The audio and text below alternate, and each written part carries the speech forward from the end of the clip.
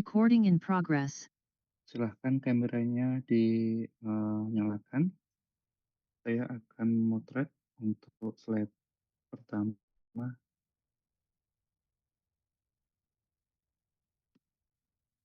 kedua,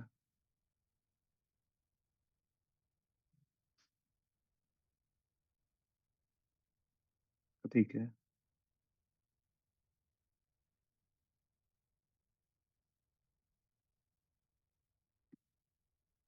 keempat,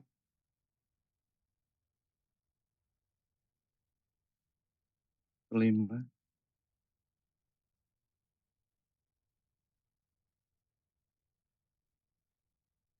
oke, keenam,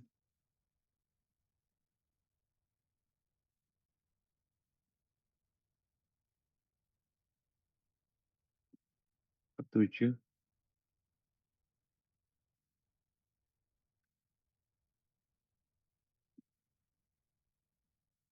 dan kedelapan.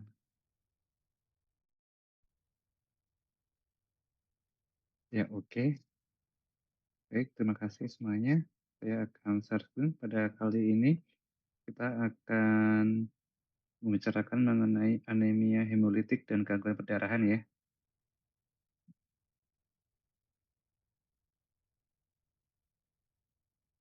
Hmm,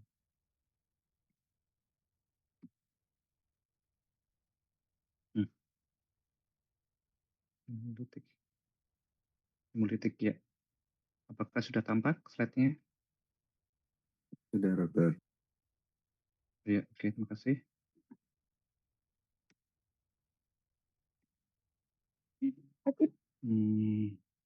Oke. Jadi untuk anemia hemolitik ini yang sudah kita bicarakan kemarin, yaitu salah satu diagnosis banding dari anemia yang lainnya, sehingga nantinya akan menjadi suatu pintu masuk ya ke diagnosis yang lebih pasti. Yang kita ingat kemarin beberapa, halo, putus-putus ya? Oh sorry. Hmm, hmm, hmm, hmm. Ya, halo, putus-putus ya? Oh, tidak, Dokter. Terdengar, Hah? Dokter. Slide-nya nampak ya? Aman, Dok. Oh ya, sorry.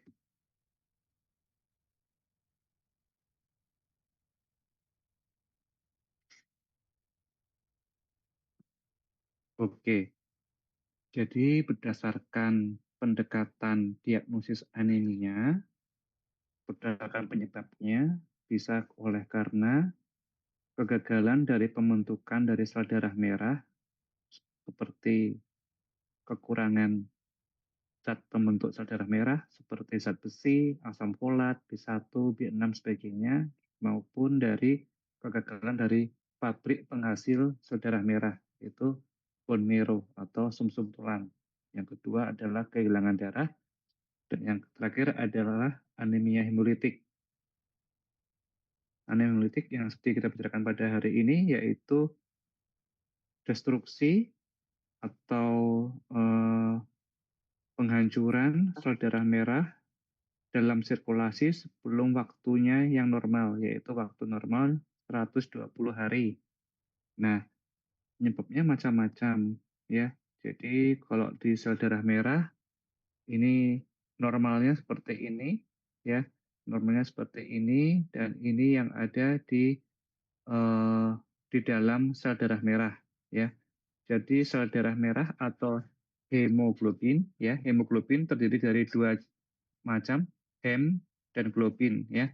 Jadi hem itu nanti yang eh, di peran utamanya adalah zat besi, sedangkan yang globin ini ada rantai alfa dan rantai beta. Jadi kalau hem itu karena zat besi peran utamanya, maka jika kekurangan zat besi atau defisiensi besi bisa terjadi anemia. Tapi kalau globin ini juga rantai globin baik alfa beta seperti di thalassemia. Jadi perubahan dari dinding eritrosit, ini dinding eritrosit, baik itu membran maupun enzim di dalamnya, akan bisa merubah bentuk morfologi dari sel darah merah. Ya, jadi bentuknya yang harusnya dia bulat, bagus, tipis seperti ini, akan bisa berupa lonjong atau bisa seperti tetesan air mata, seperti ini. Nah, untuk anemia hemolitik ini ada dua mekanisme. Yang pertama adalah intravaskuler dan yang kedua adalah ekstravaskuler. Intravaskuler hemolisis pastinya penghancuran dari sel darah merah ini berada di dalam plasma, ya. Berarti penghancurannya bisa endotelium, ya, bisa oleh karena komplement fiksasi. Ini oleh penyebabnya bisa juga karena penyebab dari infeksi.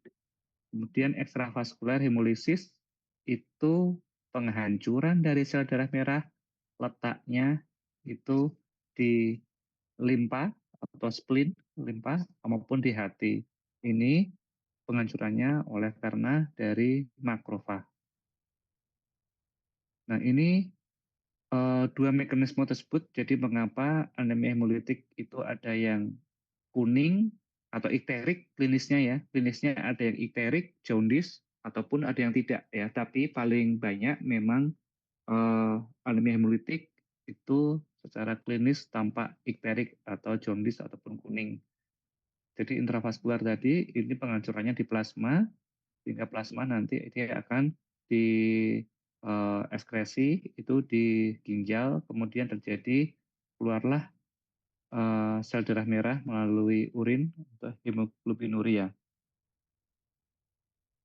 Kemudian yang ekstravaskular itu letak penghancurannya di limpa maupun di hepar, di hati, sehingga nantinya secara klinis pasien ini akan tampak kuning atau ikterik, sehingga yang intravaskuler hemolisis itu bagus, jadi tidak ada tanda ikterik, tetapi kalau di ekstravaskuler ini akan tampak klinisnya ikterik perbedaannya. Berdasarkan penyebabnya, anemia hemolitik ada yang didapat maupun ada yang diturunkan. Yang didapat itu bisa karena autoimun, kemudian mikroangiopati dan infeksi. Ini yang didapat atau yang dari luar. Sedangkan yang herediter yang diturunkan ya. Jadi autoimun berbagai macam ya, macam-macam, bisa karena obat-obatan, bisa karena reaksi transfusi. Kemudian kalau mikroangiopati itu bisa karena perubahan bentuk dari morfologi hingga kerusakan dari sel darah merah menyebabkan hemolisis yang bentuknya adalah skistosit. Kalau infeksi macam-macam ya, kalau infeksi berat seperti malaria atau babesiosis.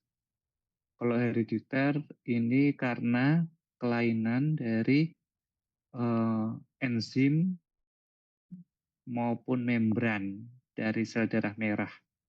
Kalau enzim ini yang kita kenal paling banyak namanya kekurangan atau defisiensi enzim G6PD ya.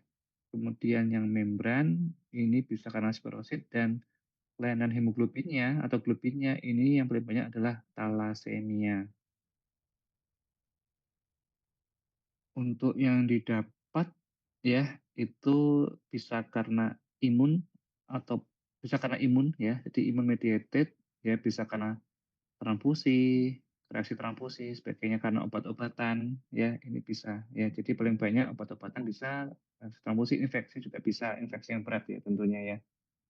Kemudian herediter ya, jadi ada enzim, kelainan membran, dan hemoglobinopati di sel darah merah. Ya, jadi nanti ini yang mungkin bisa keluar untuk ujian.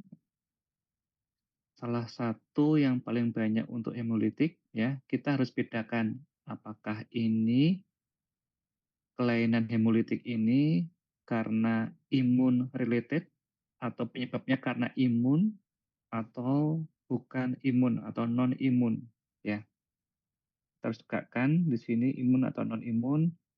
Nah, yang menjadi baku emas gold standard pemeriksaan dari membedakan imun hemolitik atau non imun itu adalah disingkat DAT atau direct antiglobulin test. Ini yang baku emas ya, atau direct com test namanya.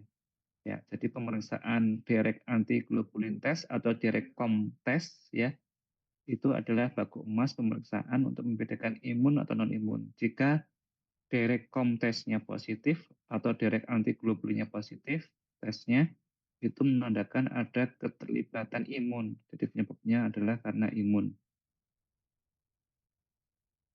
Nah, seperti ini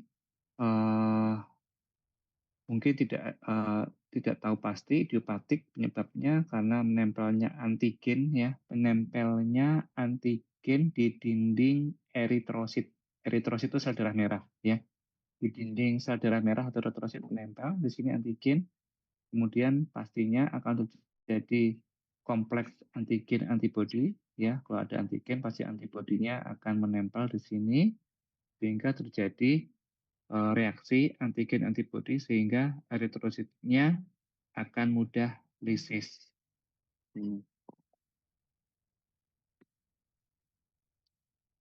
Untuk mikroangiopatik memang jarang ya, tetapi bisa disebabkan oleh karena beberapa hal seperti namanya keterlibatan gangguan ginjal, hemolytic uremic syndrome, dan penyakit infeksi yang berat sehingga mengakibatkan DIC atau disseminated intravascular coagulation. Infeksi bisa malaria ya, kemudian babesiosis bisa juga infeksi yang berat ya. Nah, untuk anemia hemolitik yang diturunkan itu bisa karena defek atau kelainan di membran, defek atau kelainan di enzim, kemudian bisa juga defek di globin structure, di globin strukturnya, struktur globinnya itu di thalassemia mayor, misalnya di thalassemia. Kemudian yang jarang itu di nukleotidnya itu jarang. Ya, pemeriksaan fisiknya itu akan tampak ikterik atau kuning, jaundice ya, ada pembesaran limpa dan hepar ya. Ya, jadi bisa karena pemeriksaan fisiknya itu bisa yang kita ketahui anemi, pucat pasti, kemudian ikterik, jaundice atau kuning ya, ada pembesaran di hepar ataupun di limpa dan urin bisa berwarna gelap ya karena hemoglobinuria tadi itu.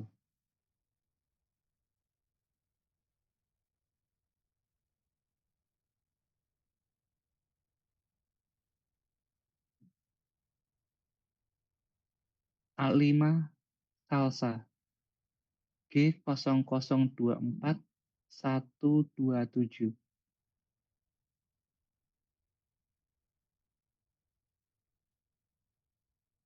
G0024 127 A5. Oke, baik, tidak hadir. Berikutnya Felicia Rosadi. Ya dokter. Ya, terima kasih sudah merespon Felicia. Pertanyaan saya untuk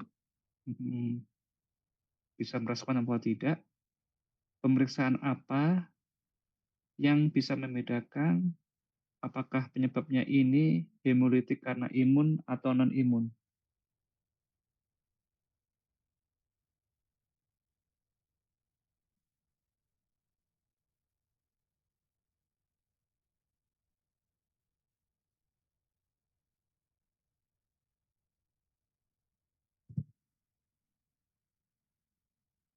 DAT dok. Yang mana kalau Ya. misalnya positif berarti ada Mm-mm. imun di situ.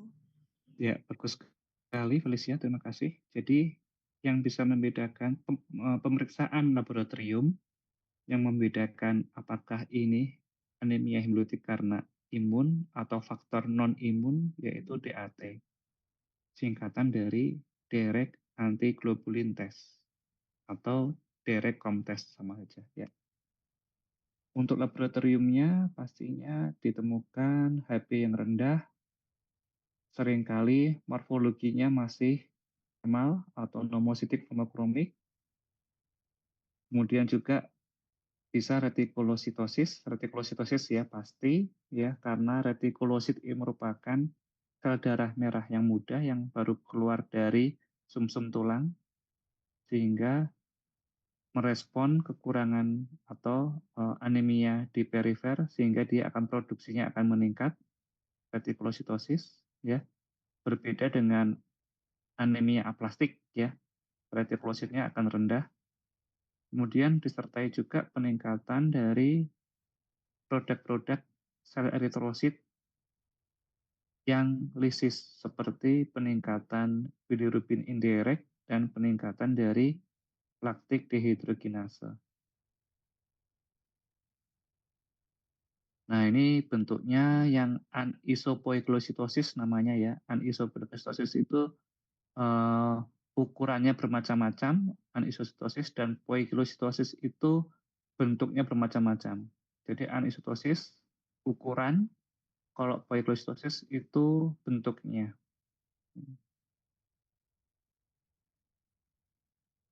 Nah, ini adalah pendekatan diagnosis dari anemia hemolitik ya. Apabila kita memeriksa pasien, pasti untuk menegakkan diagnosis terdiri dari anamnesis, pemeriksaan fisik, dan pemeriksaan penunjang. Dari anamnesis misalnya kita tanyakan ya apakah minum adakah demam, mungkin bisa karena infeksi, minum obat-obatan tertentu, dan apakah ada transfusi berulang pada keluarga karena talasemi itu merupakan penyakit yang diturunkan, ya, anamnesisnya seperti itu.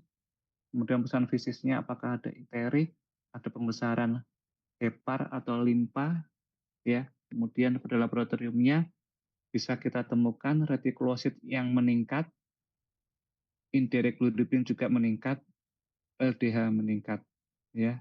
Tapi haptoglobinnya yang menurun. Nah, langkah awal adalah tadi direct antiglobulin test atau COM test ini sama untuk menunjukkan apakah ini terlibat imun positif. Halo, lintang, ya. Kalau jika positif, maka akan menandakan adanya keterlibatan imun. Kalau negatif, kita lihat dari morfologi darah tepi, ya, yang di mikroskop. Bentuknya apakah sklerosit, apakah ada target sel, apakah ada kelainan yang lain, ya, seperti itu. Nah, ini bisa kita lihat seperti apa nantinya.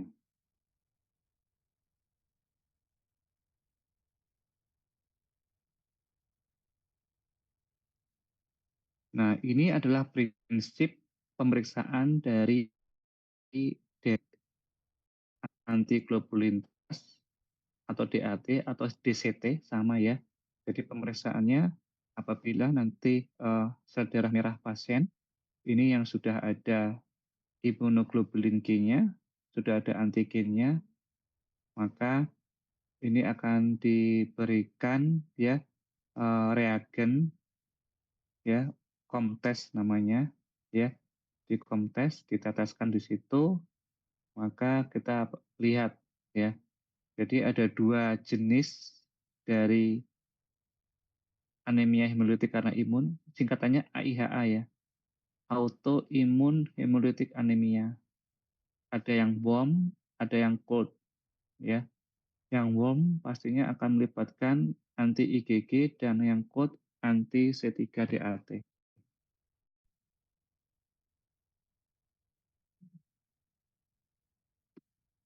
Ya, oke.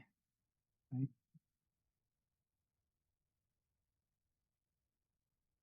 Terima kasih. Mungkin ada pertanyaan sampai di sini?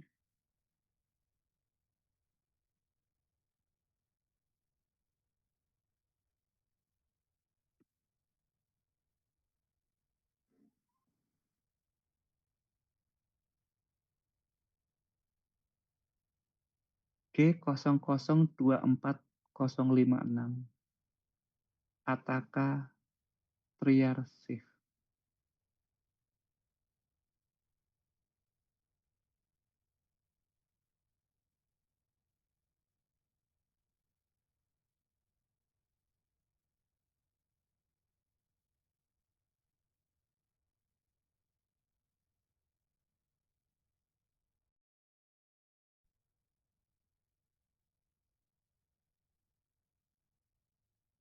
Tidak ada ya. Baik, saya lihat ada yang namanya cuma titik-titik. Izinkan nanti akan saya screenshot. Berikutnya saya akan menjelaskan sekilas tentang salah satu jenis dari anemia hemolitik, yaitu thalassemia.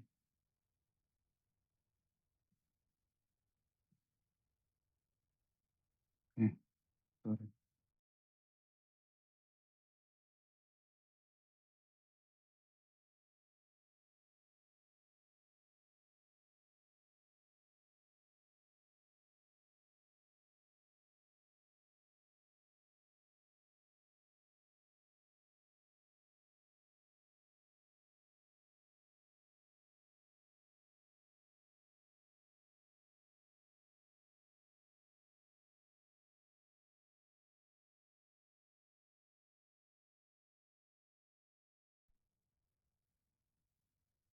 Apakah sudah tapak slide-nya? Sudah, dokter. Ya, oke, thalassemia ya. Jadi thalassemia merupakan anemia herediter yang termasuk salah satu dari anemia hemolitik yang diturunkan atau diwariskan ya oleh kedua orang tua, baik ayah dan ibu merupakan pembawa sifat. Ya, sifat. Jadi yang menemukan sejak tahun 1925 sudah lama, Dr. Thomas Colli yang di Italia yang menemukan klinis pasien anemia berat dengan wajah yang khas ya, yang wajah yang khas namanya Facies Colli, ya, di Facies Colli. Jadi juga ditemukan pembesaran limfa dan perubahan tulang wajah yang khas. Nah, ini kita untuk penyebaran dari thalassemia, namanya juga ada sabuk thalassemia. Dari thalassemia dari bahasa Yunani, thalassa itu laut dan hem itu darah ya. Itu karena ada di daerah Mediterania. Jadi untuk epidemiologinya tahun 2005 sudah sekitar 2000, sekarang sudah banyak sekali ya untuk pembawa sifatnya 22.500. Kita dulu pernah ada dengan SIMSA ya kalau nggak salah ya untuk melakukan screening. Kemudian juga ada penelitian juga kita yaitu screening pada teman-teman mahasiswa ya ditemukan hampir sekitar 2-5% ada yang pembawa sifat thalassemia. Nah, bagaimana thalassemia itu diwariskan? Yaitu melalui pola namanya autosomal resesif. Di mana autosomal ini yaitu kromosom yang tidak mengatur jenis kelamin ya. Jadi bisa mengenai pria dan wanita, sedangkan resesif itu lawannya dominan ya. Jadi kalau resesif itu berarti orang tua yang mewariskan itu klinisnya tampak sehat. Lain halnya dengan dominan, dominan pasti secara klinis itu yang mewariskan itu juga sudah tampak secara klinis. Kalau resesif sih, dua orang tuanya ini tampak sehat klinisnya. Nah, pewarisnya seperti demikian.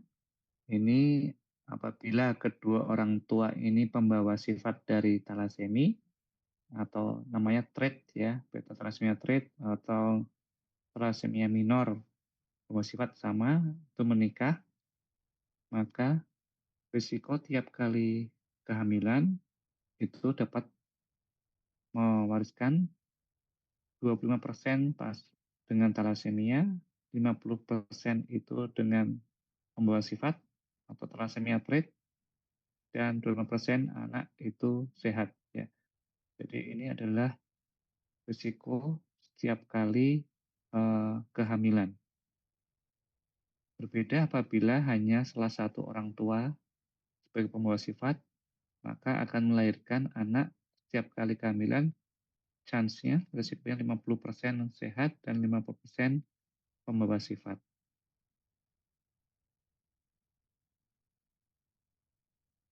Nah, yang tadi yang sudah saya katakan bahwa ini sel darah merah. Sel darah merah ini bentuknya seperti donat ini, bagus. Nah, kalau kita lihat secara penampangnya kita buka bahwa ada dua yang terdiri dari dua protein ya, yaitu hem dan globin. Hem dan globin di sini dia akan membawa mengikat oksigen. Ini.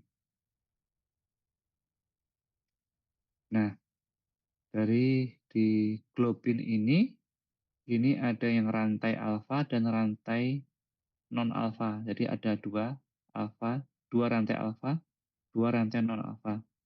Nah, dua yang rantai non alfa ini itu bisa dari beta, delta, gamma, epsilon, dan zeta. Ini yang non alfa. Non alfa ini terdiri dari 4 ini, 1, 2, 3, 4, 5 ya. Ini. Oke, nah ini konsekuensinya. Kalau thalassemia beta itu dia akan kekurangan dari rantai globin beta. Ini globin betanya dia akan turun. Ya. Jadi ini komposisinya di setiap sel darah merah yaitu memang paling banyak merupakan rantai gabungan dari alfa 2 beta 2. Ini hampir 90%. Nah, bagaimana apabila jika pasien itu thalassemia beta? Maka rantai betanya ini akan turun sehingga rantai alfa ini tidak mempunyai pasangan. Rantai alfa yang tidak mempunyai pasangan ini akan menyebabkan lisisnya sel darah merah atau denaturasi. Ya. Jadi rantai bebas dari alfa ini, rantai bebas dari globin alfa ini, dia akan menyebabkan denaturasi dan presipitasi sehingga menyebabkan lisisnya di sel darah merah. Ada dua jenis thalassemia, yaitu thalassemia alfa dan thalassemia beta, di mana masing-masing penyebabnya oleh rantai beta itu letaknya di kromosom 11 dan rantai alfa di kromosom 16. Ya, oke.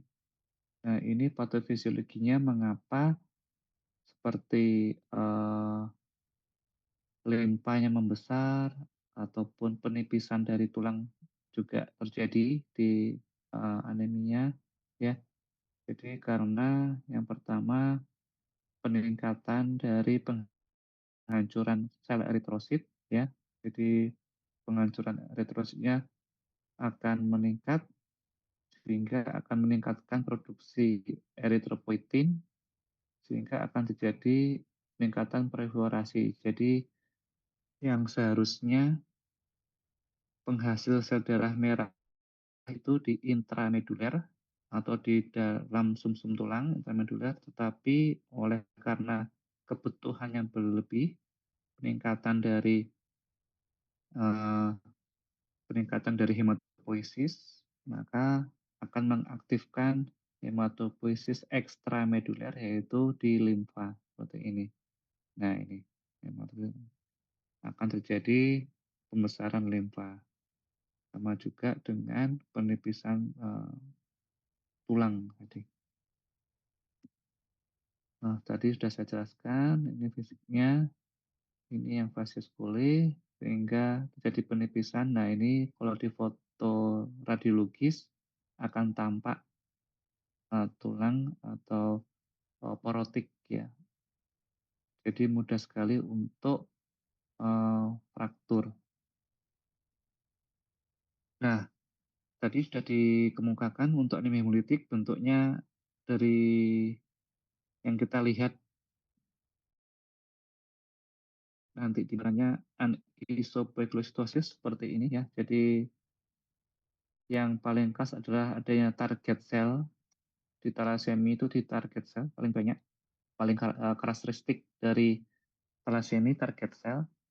Dan yang pemeriksaan penunjang yang merupakan baku emas yaitu hemoglobin elektroforesis atau HB elektroforesis. Oke. Jadi anemia talasemi itu mempunyai jenis morfologinya mikrosetik hipokromik.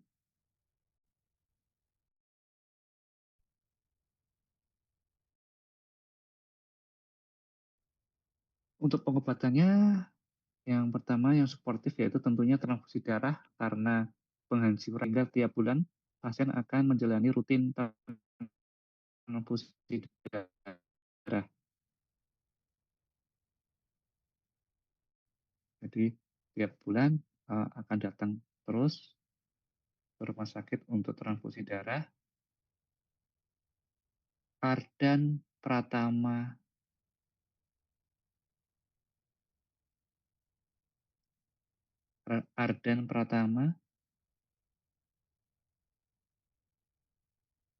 baik, tidak ada. Divani Arsya. Enggak, Dok. Oh iya, terima kasih Divani telah merespon. Saya coba untuk menguji kembali apakah masih ingat atau tidak.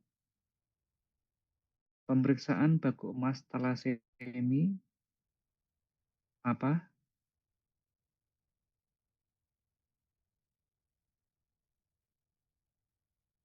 Pemeriksaan baku emas untuk mendekatkan diagnosis talasemia. Analisis DNA mungkin, Dok. Dinamakan apa?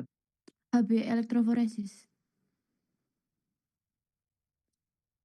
Recording stopped.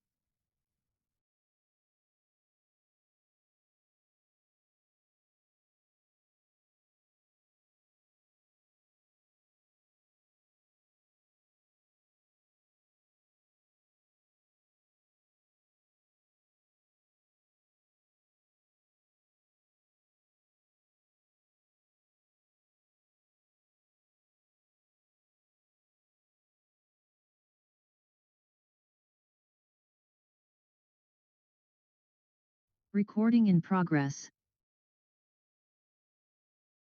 Ya, maaf.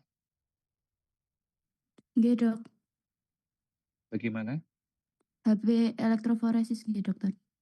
Iya, benar. Tepat sekali. Terima kasih. Iya, Dok.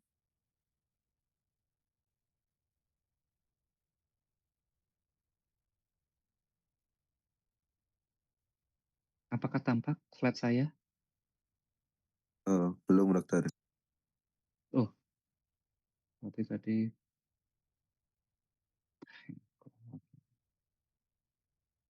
Apakah sudah tampak? Sudah, Dokter. Sudah ya? Baik, terima kasih. Jadi oleh karena transfusi berulang pada pasien talasemi, maka resikonya akan terjadi penumpukan zat besi di tubuh. Sehingga zat besi di tubuh akan menumpuk banyak dan harus dikeluarkan. Dan harus menggunakan namanya obat kelasi besi. Dulu ini kita masih memakai pompa suntik, tetapi sekarang kita sudah ada sediaan per oral atau minum. Nah, ini ada beberapa jenis kelasi besi, yaitu obat-obatan yang dapat mengurangi kandungan zat besi di tubuh. Ada 3 ya. Ini. Kemudian untuk tindakan pencegahan, ya kita bisa mendeteksi di intrauterin, ya bisa melakukan konseling genetik maupun diagnosis prenatal. Nah, untuk transfusinya pasti pertama nanti sudah terlalu banyak kebutuhannya transfusi, maka dipertimbangkan untuk pengangkatan limpa atau operasi limpa. Dan jangan lupa dilakukan imunisasi, baik itu imunisasi hepatitis B maupun hemofilus influenza tipe B atau HIB. Asam folat diberikan untuk meningkatkan sintesis dari sel darah merah, vitamin C untuk meningkatkan kerja dari kelasi besi, kemudian ada juga pemeriksaan endokrin, dan yang tata laksana kuratif itu bisa dilakukan transplantasi sumsum tulang. Terima kasih.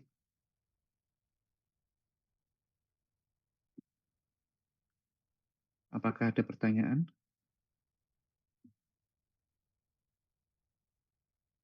Elizabeth, Iya, Dok. anemia hemolitik mempunyai morfologi seperti apa, Dok? Anemia hemolitik memiliki morfologi gambarannya itu Mikrositik, hipo, hipo mikrositik iya hipokromik. ya benar. Muhammad Faris,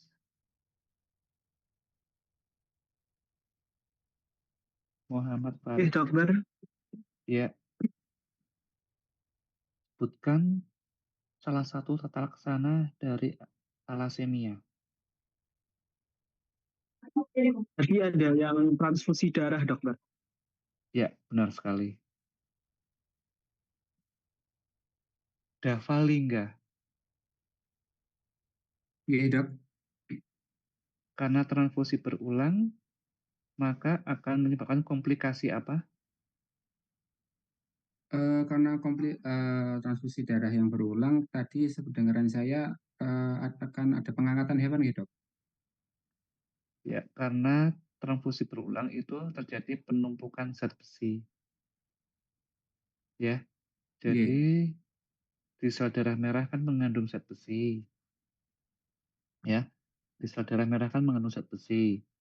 Sehingga apabila ada seseorang atau pasien yang rutin melakukan transfusi berulang, itu komplikasinya yaitu penumpukan zat besi di tubuhnya. Itu bisa di jantung, bisa di liver, ya, di bagian endokrin, ya, itu semuanya penumpukan zat besi yang ditandai dengan ferritinnya tinggi.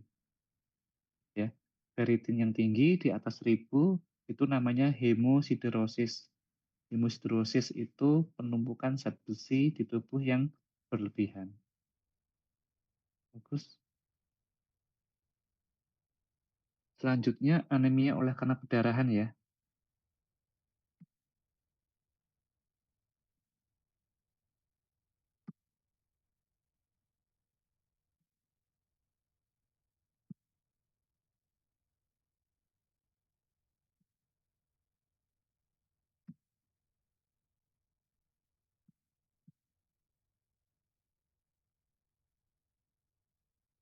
Raisa G002433. Iya, Dokter. Kira-kira kalau ada anak berdarah, itu kira-kira penyebabnya apa, Dok? Mungkin Kerusakan pembuluh darah. Bagus, ya. Baik. Pembuluh darah faktornya, ya. Salah satunya. Oke, kita mulai. Jadi untuk anemia perdarahan ini itu termasuk salah satu, mungkin bisa juga karena anemia, ya, yaitu di normositik dengan morfologi normositik normokromik. Dan pastinya karena kehilangan darah maka tubuh akan mengkompensasi, akan memproduksi retikulosit untuk memenuhi kebutuhan yang kurang di perifer. Jadi sel darah merahnya dikeluarkan dari pabriknya sehingga retikulosit atau sel darah merah yang masih muda itu akan meningkat.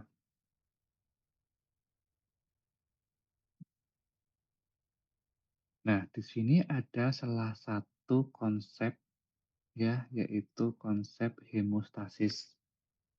Di mana dari bahasa Yunani lagi, hem itu darah, stasis itu menghentikan.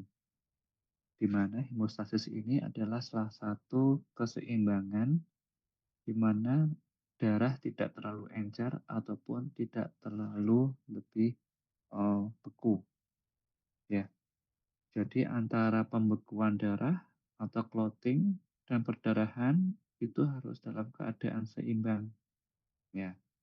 Jadi sistem prokoagulan dan antikoagulan harus dijaga dalam keadaan seimbang. Nah, kalau lebih berat antikoagulannya, ya, jadi terjadi risiko bleeding. Ini, ya. Jadi tubuh akan responnya menghentikan perdarahan. Seperti itu. Kebalikannya, apabila clotting yang lebih besar, maka akan jadi risiko trombosis. Maka prokoagulannya itu harus sistem ini menjamin agar darah tetap cair. Jadi harus tetap seimbang. Ada 3 fase hemostasis, yaitu hemostasis primer, hemostasis sekunder, dan hemostasis tersier. Di mana peran utama dari hemostasis primer yaitu pembuluh darah dan trombosit.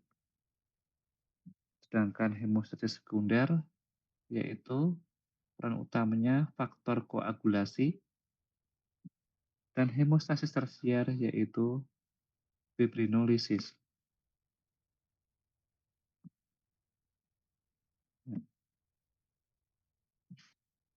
Aya Sofia. Iya, Dok.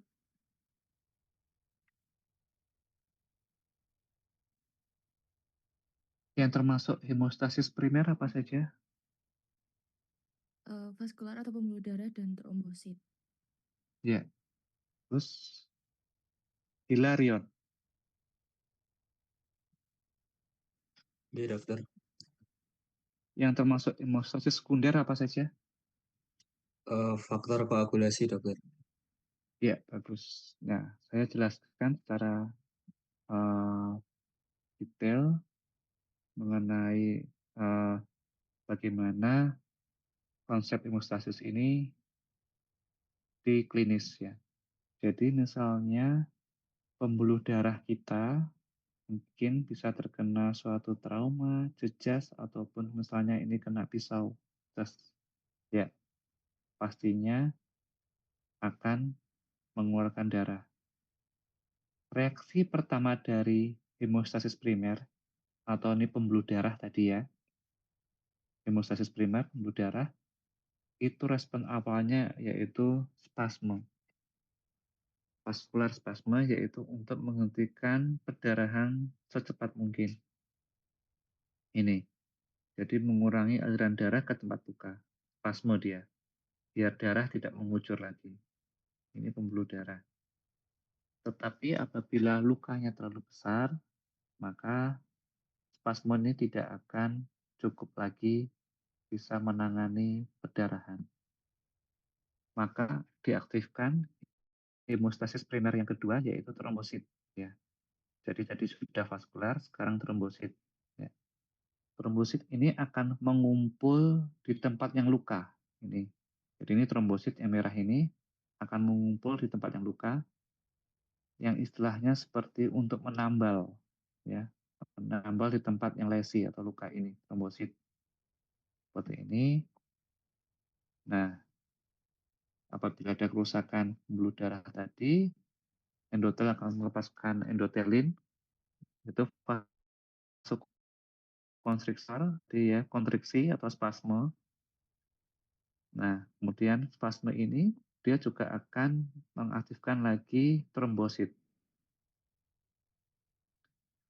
Ikatan trombosit dengan pembuluh darah yang luka itu diperantarai oleh beberapa faktor, yaitu faktor 8, von Willebrand faktor, VWF, von Willebrand faktor, dan kolagen. Ini von Willebrand faktor dan kolagen. Ini jembatannya. Jadi biar lebih rekat kayak lem. Ini ada jembatan. Perlekatan trombosit dengan pembuluh darah yang luka namanya adesi. Nah, setelah yang lapis pertama ini melekat, trombosit lapis pertama melekat, maka akan mengundang trombosit yang lain. Dia akan berubah bentuk, mengeluarkan faktor-faktor seperti kalsium, kemudian adenosin fosfat, dan lain-lain. Nah, akan melekat dengan trombosit yang lain, namanya agregasi. Nah, agregasi. Di sini sudah terjadi tumpukan trombosit atau yang akhirnya yaitu disebut sumbat trombosit, ya, atau plak. Nah, sudah, maka akan diaktifkan hemostasi selanjutnya, yaitu faktor koagulasi. Nah, faktor koagulasi di mana trombosit di lapis yang paling luar akan berubah bentuk, ya. Jadi fosfolipidnya ini dia akan membentuk dari faktor pembekuan. Nah, yang nantinya akhirnya akan membentuk benang fibrin, ya, atau bekuan di sini. Jadi lebih rekat. Jadi trombositnya tidak mudah lepas. Jadi ada benangnya, ada klotnya, bekuannya. Tapi kalau terlalu lama, maka klot ini juga akan berisiko menimbulkan sumbatan atau trombus. Sehingga biar tidak terjadi trombus, akan diaktifkan hemostasis berikutnya, yaitu fibrinolisis. Nah, ini biar tidak mengganggu juga aliran darahnya. Ya, jadi ini kita lihat seperti ini bentuknya, akan terjadi fibrin, ini fibrin, sehingga kalau ada bentuk fibrin seperti ini, dia akan mengganggu dari aliran darah. Sehingga fibrin yang warnanya abu-abu ini harus hancur. Hancur dihancurkan oleh plasmin. Ya, ini. Jadi plasmin ya. Jadi penghancuran ini supaya tidak terjadi trombus ini. Gitu. Nah, oke. Untuk recall lagi, kita Dea Amanda Putri, Iya, Dok. ada berapa jenis hemostasis?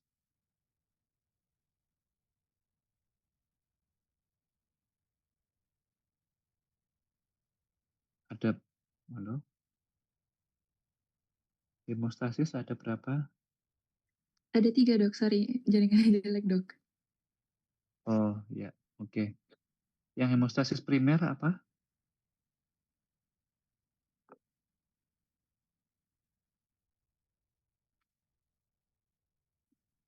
Baik, oke. Tidak apa-apa. Jadi kalau kita ketemu pasien atau anak dengan perdarahan, maka untuk menegakkan diagnosis, kita harus mencari dengan cara anamnesis, pemeriksaan fisik, dan pemeriksaan penunjang. Anamnesis yang kita lakukan ini terdiri dari 4W, ya. 4W. W. Who, where, when, dan what. Who itu siapa, where ya, nanti di mana nanti akan saya jelaskan. Nanti akan mengetahui, akan mengerucutkan ke suatu diagnosis. Nah, sekarang kita, Ya, sekarang kita bicara yang B ini dulu ya. Jadi karena ada beberapa gangguan perdarahan yang herediter, maka kita harus tanyakan usia ya. Pada perdarahan pada bayi dengan pada anak-anak lebih besar tentunya berbeda penyebabnya. Jenis kelamin. Jenis kelamin ini misalnya di mana?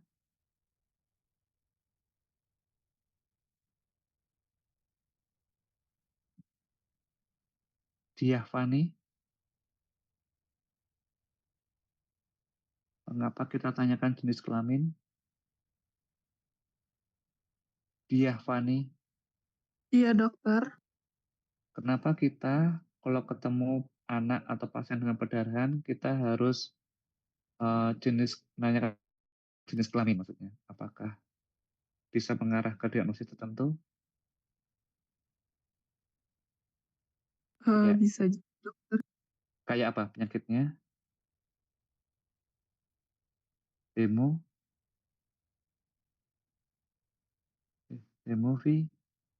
Hemofisis. Hemofilia atau hemofisis? Hemofilia. Sorry. Iya, hemofilia. Ya, oke.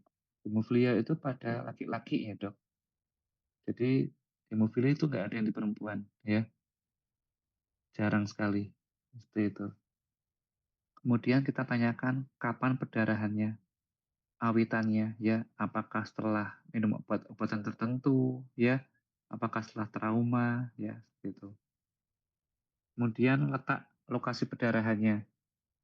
Apakah di superficial atau di otot sendi, ya. Karena ini perbedaannya nanti kita bisa membedakan apakah ini karena perdarahan kelainannya di trombosit atau kelainannya di faktor pembekuan. Kemudian what-nya, apakah ini prolong bleeding atau delay bleeding ya. Kalau delay bleeding ini sering pada defeknya pada faktor koagulasi. Nah ini perbedaannya.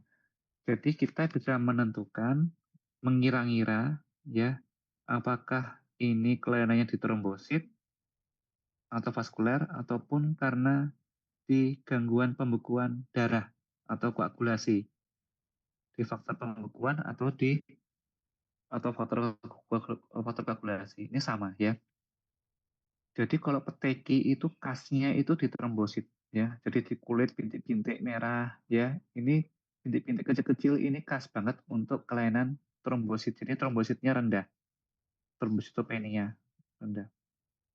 Kalau hematoma dalam ini kita di gangguan pembekuan atau kelainan koagulasi. Ini khas sekali. Ini lebam-lebam seperti ini. Lebam-lebam ini gangguan khas sekali di kelainannya di koagulasi. Nah, delay bleeding. Delay bleeding itu kena benturannya sekarang, tapi jejasnya atau lukanya itu 2 hari lagi atau sehari kemudian. Ini khasnya pada kelainan koagulasi. Sedangkan yang sifatnya herediter atau yang diturunkan ini sering di kelainan koagulasi seperti hemofili. Nah, pemeriksaan laboratoriumnya mencakup darah rutin ya. Jadi diperiksa HB-nya apakah ada anemia, pastinya dengan trombositopeni ya. Pasti ini harus dikerjakan, darah tepi lengkap, trombositnya juga, kemudian hapusan darah tepi, kemudian masa perdarahan bleeding time itu untuk menilai kualitas atau kuantitas dari trombosit, tetapi ini sudah jarang dilakukan bleeding time, digantikan oleh prothrombin time dan activated partial thromboplastin time. Ya, jadi untuk ini mendeteksi adakah kelainan hemostasis sekunder atau sistem koagulasi. Jadi PTT itu mendeteksi kelainan di sistem koagulasinya atau faktor pembekuan. Nah, tata laksananya ya tergantung dari penyebab perdarahan, apakah didapat atau diturunkan, dan keadaan klinisnya.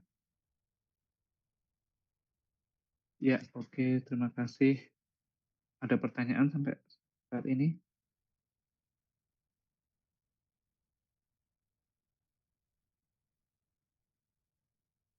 Aquila Pramesti Angkasa.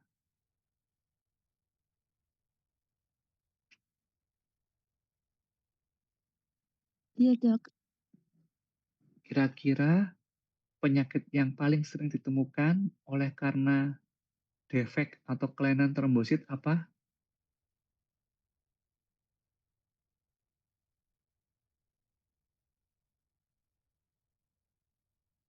Thalassemia Kak Dok. Thalassemia. Oh, enggak, Dok. Ini kan kelainan perdarahan. Kalau thalassemia kan anemia. Yang oleh karena defek trombosit itu misalnya imun trombositopenia purpura atau ITP. Ya, bagus. Apa-apa. Sandy Sahlana Putra, Begitu. kira-kira penyakit yang paling banyak oleh karena gangguan atau defek dari gangguan koagulasi, faktor pembekuan apa? Kira-kira gangguan faktor pembekuan.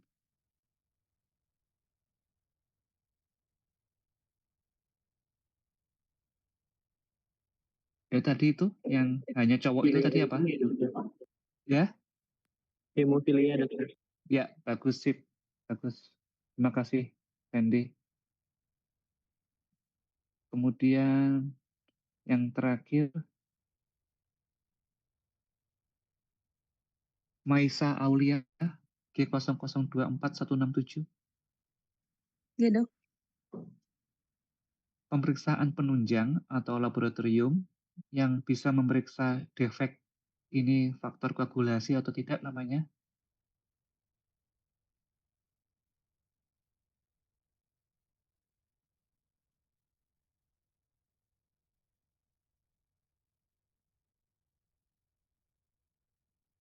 Yang ngecek koagulasi, Dok. Iya, yang ada dua tadi, yang defek koagulasi. Hampir sama.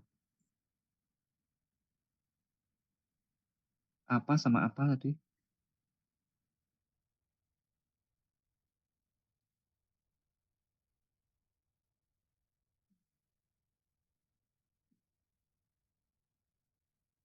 Prothrombin time atau PT, Prothrombin ya, sama APTT. dengan, PT sama PTT. ya oke, benar. Ya, baik, terima kasih. Ada pertanyaan? Silahkan. Recording stopped. Jika tidak, kita bisa tutup ya kuliah ini ya. Terima kasih atas perhatiannya dan sudah datang. Saya tutup, terima kasih. Wassalamualaikum warahmatullahi wabarakatuh. Waalaikumsalam Waalaikumsalam warahmatullahi wabarakatuh. Terima kasih, Dok. Terima kasih, Dokter. Terima kasih, Dok.